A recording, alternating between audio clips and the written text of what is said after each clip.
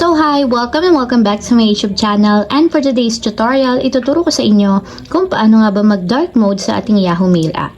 But first, kindly subscribe to my channel and don't forget to hit the subscribe button and the bell to notify you for my new updates. And if you want to learn more, just keep on watching and let's start. So ayan guys, for today's video, i-open lang natin ang ating Yahoo Mail app. So pagka-open guys, mula dito sa mga messages, itap nyo lang yun yung profile picture na nandito sa may upper left corner or yung profile ng ating Yahoo. And dito guys, sa accounts, piliin nyo naman yung settings. So dito naman guys, sa settings, scroll up lang natin and punta kayo dito sa customize your inbox. So dito nyo na makikita guys yung dark mode. So ang gagawin nyo lang, tap nyo yung dark mode.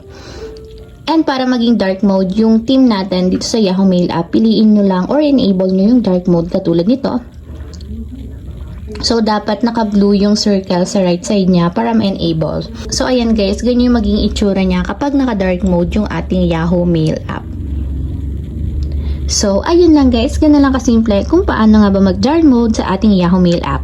If you have a question, click comment down below and don't forget to hit the subscribe button and the bell to notify you for my new updates. And thank you for watching! Living life, every day, late at night, not okay.